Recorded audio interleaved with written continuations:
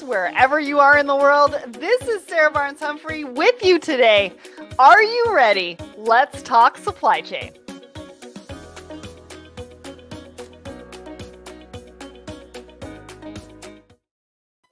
Hello, everyone, and happy Tuesday. My name is Sarah Barnes-Humphrey, founder of Let's Talk Supply Chain, the Blended Podcast, founder of the Blended Pledge, and I'm here with you for Thoughts and Coffee today. Now, I know it's the day after Labor Day long weekend. Everybody's busy getting kids back to school, getting back to work, ramping up for the end of Q3 going into Q4. But if you're watching, thanks so much for joining us. We've got a really cool show for you. Now, Audrey Ross, my trade bestie, she's going to be joining us, and we're going to be talking about retail, but also drones and forklift championships. That's right. Apparently, there's forklift championships, and I'm going to show you all about that. But we couldn't have this show without our show sponsor. So I want to give a shout out to the Secret Society of Supply Chain. Go and check them out, secretsocietyofsupplychain.com. If you are looking for a community, we have a community just for you.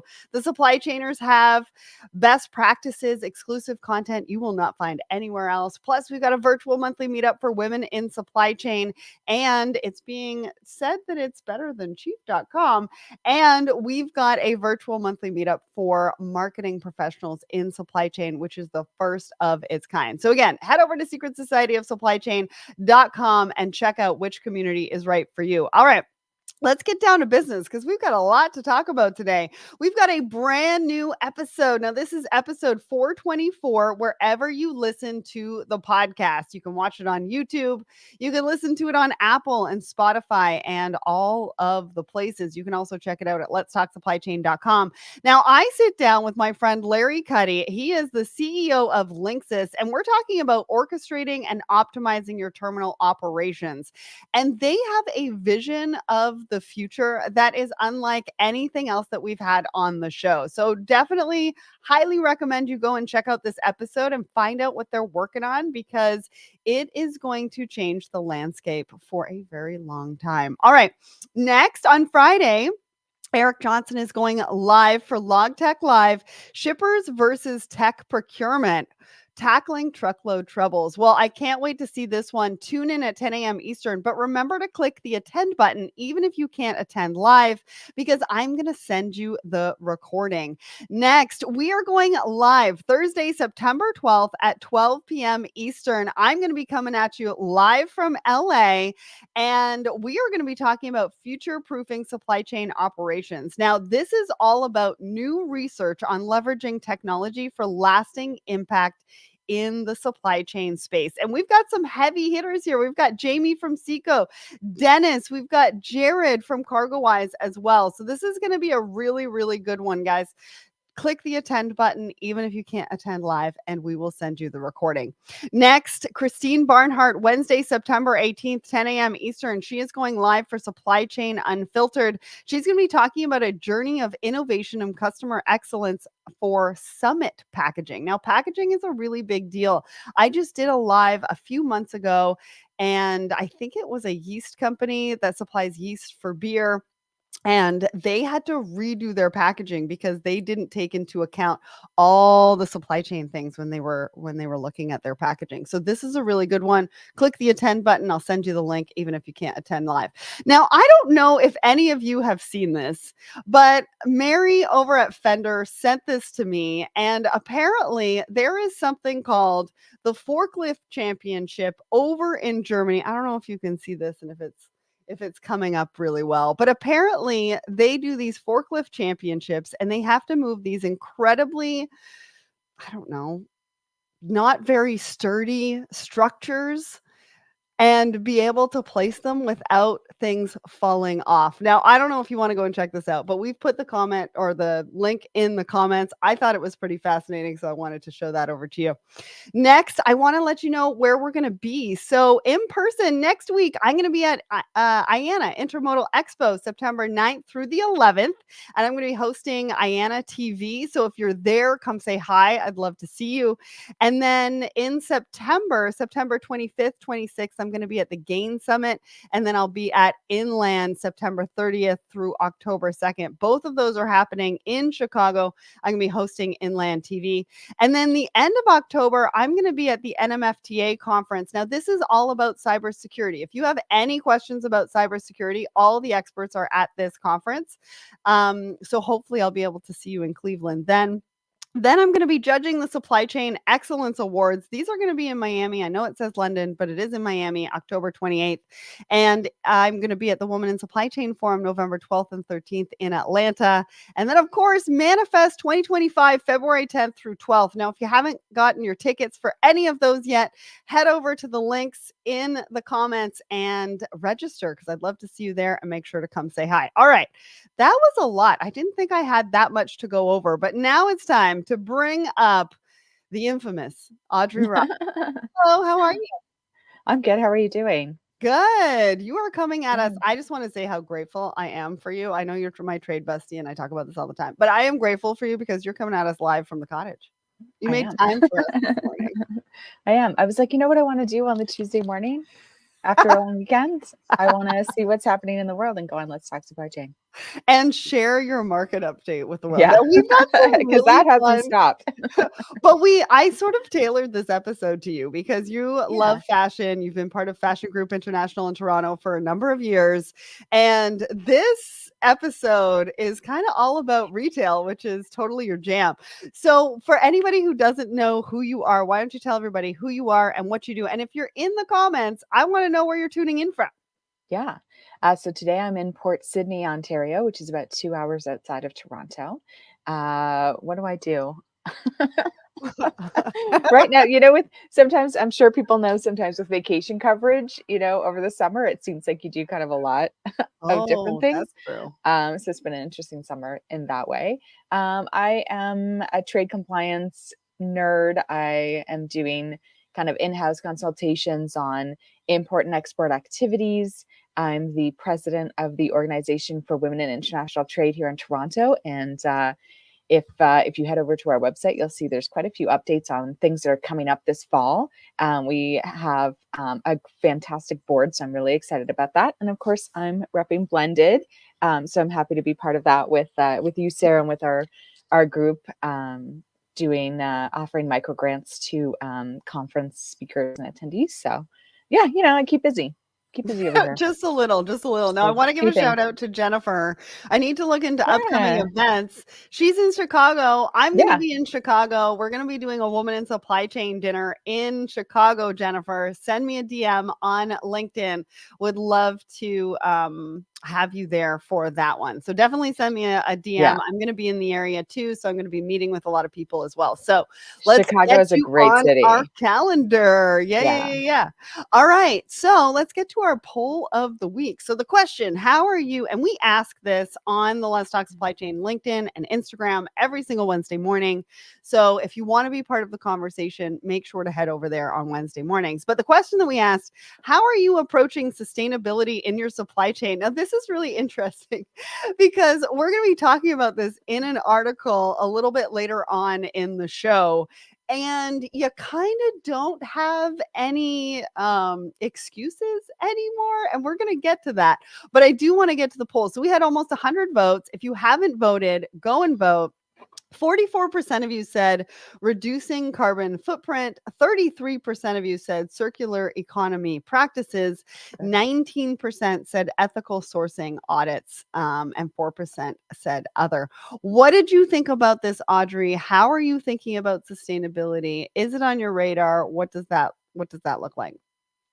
Yeah, it's definitely a big piece of a lot of the cultures I'm working with. So, and it's been interesting because I think a lot of people have been focusing on the product that they're selling, which is really good. So that circular economy piece of Mhm. how is the product that I've created and I'm selling into the market going to kind of cycle through the whole market, right? Not the end point is not the consumer anymore. The end point is like, well, okay, where does it go after the consumer has finished with it? Mhm. So I see a lot of that. And then I've also in our industry, it's interesting because that focus on the product, there's focus on facilities, right? So changing your facilities management, greening your facility to be more energy efficient. Mhm. greening your, bringing some ESG kind of into your hiring practices, your compensation practices. So that's been a big focus. And then I think supply chain and emissions, for a lot of people, that kind of scope 3 segment is sort of been one of the later pieces that they tackle, but it's really coming through to the forefront right now. And we know a lot of people have made commitments of by 2025. Well, we're 4 months away from 2025, so Mhm. hopefully we don't see a lot of those push out to like, well, by 2050. So we want to make sure people are kind of being accountable for those targets, but it's across the board for sure. Well, and there's some regulations, and again, we're going to talk about this in Absolutely. a little minute and a bit, because those are coming down and they're Mhm. actually going to push all of these options to the forefront where people and supply chain teams aren't going to have a choice. Now, Morgan Yeah. Wilson said transparency into the disparate systems. That's right. We are Yes. still working in silos. We do need a little bit more transparency to be able to do some of this sustainability. But again, I feel like there's a lot of folks that are going to be forced into this because Mhm. of regulation, and they are looking at 2030. So you just Yeah. said, we're 4 months from 2025. But we're 5 years from No. 2030.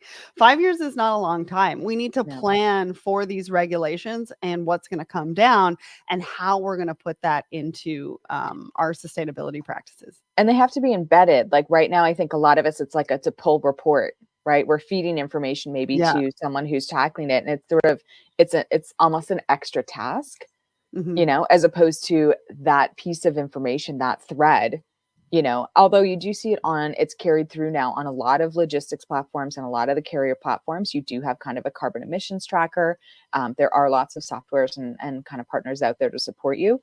But Lars Jensen at the TPM, wasn't this year, I think it was 2 years ago, was like, get a carbon footprint, get a number Yeah. that you're starting to track, because even if it's not 100% accurate, you Mhm. have something that you are tracking. You can consistently embed that and start tracking it throughout your company, throughout your supply chain, because it is, it's coming, so you might as well get started now.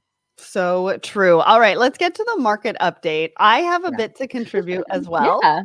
which I Yeah. usually don't, but I found this article and I was like, "Oh, we can't really do 4 articles, but I do wanna put a highlight on this one." But I want you to start first. So what Okay. what are you kinda seeing? What should people be looking out for? I'll be quick. Oh, totally So, fine. okay, so we have, and if you're following Sal Mercogliano, if you're following Lars Jensen, you're getting the updates on the Red Sea crisis. That still is a crisis. It remains an Mm, ongoing huge pressure point for the industry. It's driving costs, driving accommodations for other vessels on other routes. There's a potential environmental issue, which could be, I think it's listed as maybe the 5th worst oil spill in the world, with the kind of damage that's happened to a vessel called the Scythian. So that's in the Red Sea. So there's kind mm, of a lot happening there, but the diversions continue around Africa if you're shipping from Asia to Europe. Um, Panama Canal is kind of back up to full, which is nice to see. So things coming around to the East Coast are, it won't have a delay in Panama, but we're coming to the end. We're into September now. October 1st is the, I guess, contract deadline for the ILA dock workers, which are the East Coast US ports. So there is kind of heightened awareness now as we come back from mm. that break. We were able to put it out of our minds. And then now, as we step into Tuesday, Stephanie Loomis over on LinkedIn has a really great post about that situation and sort of what her insights are. And she's been, she has a lot of experience in this industry. And then CNCPKC here in Canada Yeah. has, Somebody asked me they're about it the back, other it's day. moving. I don't know. It's not, I would not say it's resolved or settled. I would say there's a lot of contention. The vibe is not great. But stuff is moving and you can track it now. They've gotten, they're back to it. But yeah, it was not a fun experience, and it'll likely have some ongoing kind of regulation, legislation, negotiation kind of Yeah. consequences. Well, they were forced back to work, and then I Yeah. believe they're still gonna be protesting in a There's variety of different 4 ways. appeals. Yeah. Yeah, yeah. So there's still quite a bit of movement. It's There's a still lot of quite a bit of yeah, stuff that could yeah, happen. So stay on your toes, stay vigilant, and yes. stay up to date in the news. Now, thank Mhm, you for that. I wanted to highlight this particular article before we get into the next one.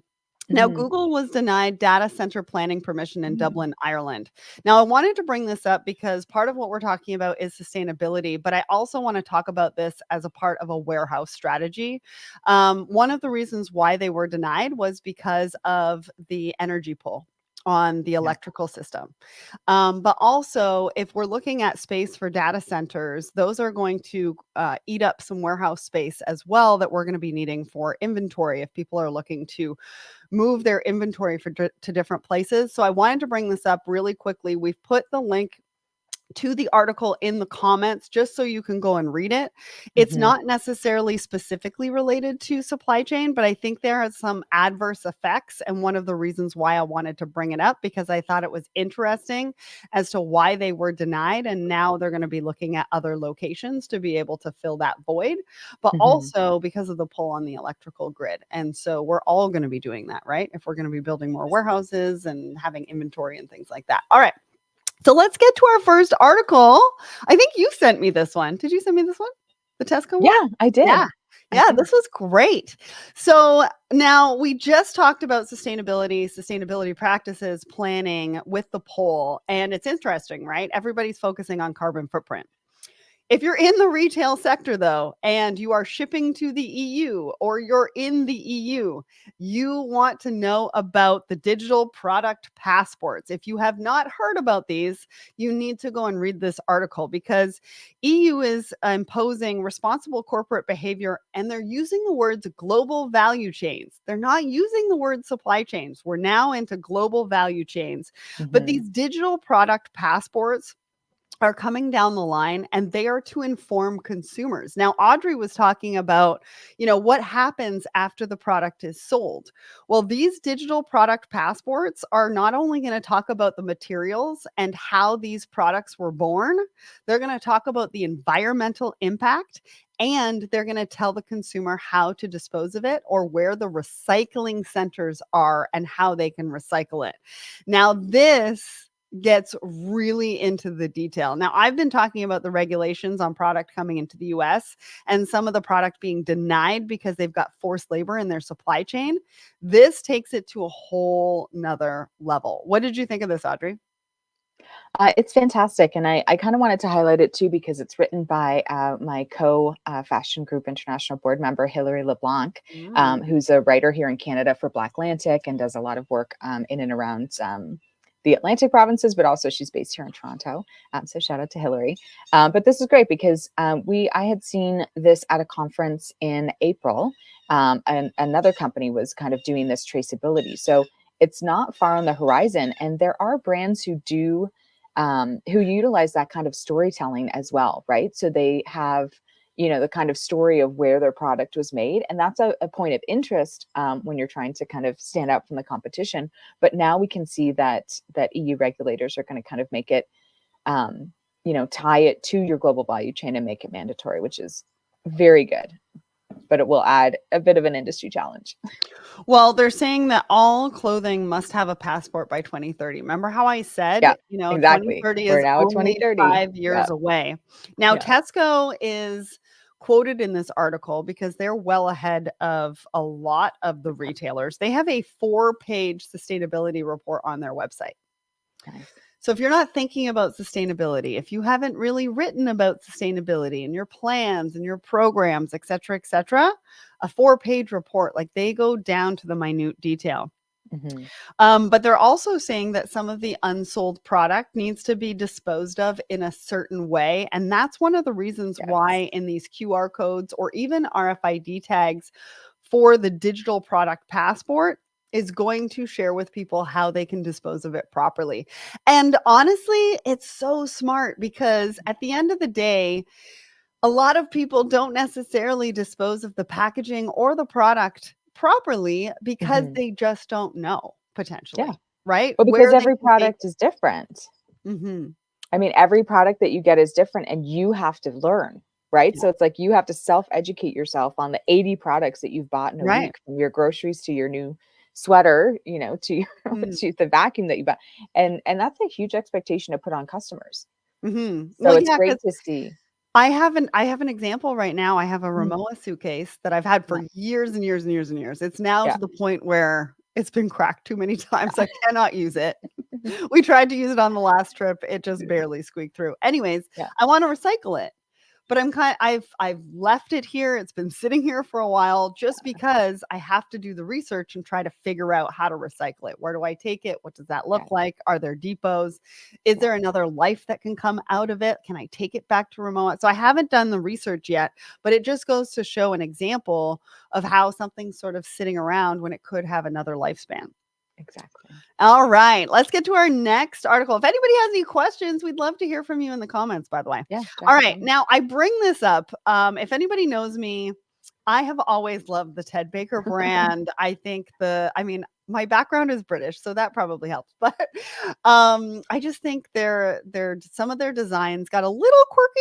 I mean, in the past recent years. But anyways, I have really, really liked this brand. And when I walked into a store, I think it was when I was in Orlando, they were like closing sale. And I was like, what is going on? So during my research, I found this Forbes article and it talks about how Ted Baker's likely closure of all Mhm. UK stores, which I thought it was just North America, but this is across the board for the brand. Now, some of the things that they've talked about in relation to why they are closing down: leadership. Okay. Digital transformation was second on the list. We talk about digital transformation all the time. If you're still using Excel, please, please, please go and read this article. The rise of fast fashion, agile supply chain strategies. They did not have one. They Mm, could not keep up with the innovation and what was happening in retail because they didn't have an agile supply chain strategy and sustainability consciousness. It was kind of like a little too little, too late. It was saying in this article that they tried to resurrect and fix some of these problems. Now, what did you think of this article? I mean, I thought it was a classic case study of a business. You can see the brand name, you can see the kind of advertising or reputation that's out in the market, but then the behind the scenes is not necessarily Mhm. matching up with that. And so these are challenges that all of us are going to face. I mean, I think those 4 points are like, if your business can't master these 4 points, then yeah, Jennifer was.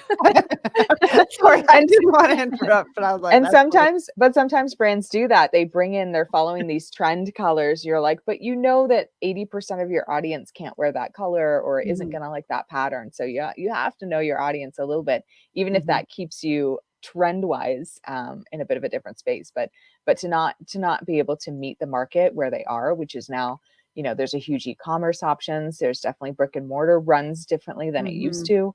Um, these incoming digital passports, a supply chain that's run on post-its and Excel, like it's untenable at this point to be running your business that way. So, and I think Ted Baker's kind of getting out while they can still manage that situation. Well, one of the things that I thought was kind of interesting was they said the new consumer is ethical. Like that's Hmm. what they're worried about. But one of Okay. their downfalls was the rise of fast Yes. fashion. So I'm like, Yeah. that's kind of like hypocritical Yeah. in the fact that they're saying the Yeah. new consumer is ethical, but at the same time they're buying fast fashion. They're buying fast fashion. Yeah. They want to be ethical, but they can't afford, Ted Baker was a higher, probably That's mid true. price point. So That's true. if I it's always not have it going to on be sale. ethical, then people aren't going to choose, you're not going to choose the $200 skirt if Mhm. it's not ethical over the fast fashion skirt, because at that point, ethics is out the window. Nobody's sustainable. You're just choosing for dollar. So true. So, So true. So, a couple of lessons learned in this article, if you want to go and read mhm. it: razor sharp focus on customer demands, like what customers want. Exactly. They're saying that your supply chain needs to be agile because Mhm. that consumer want is going to change, and you need to be able to keep up with that. The Mhm. second one is digital. Digital Yeah. transformation through and through and through and Through through. and I through. don't know how many Yeah. times we Not have to going talk away. about it, say it. There's technology programs that are out there for everybody. And we've most likely had those solutions on the Let's Talk Supply Chain podcast. So you can head over to the website, put in the keyword, that solution will come up. You can find out all about them without getting into their sales funnel. And then they want them personalized. Consumers want everything personalized. So those are the 3 key lessons from what happened with Ted Baker, for your supply chain teams, for your organizations, if you're working in retail. All right. Last but not least, let's talk about this article. Did you send this one to me too? I think I did too. Yeah. Yeah. Okay. This is awesome. You made this week so much easier Yeah. for me. So they're talking about how IKEA expands its inventory drone fleet. I am having problems with words. I don't know if it's It's Holiday Tuesday. it's right after a long weekend, but bleh.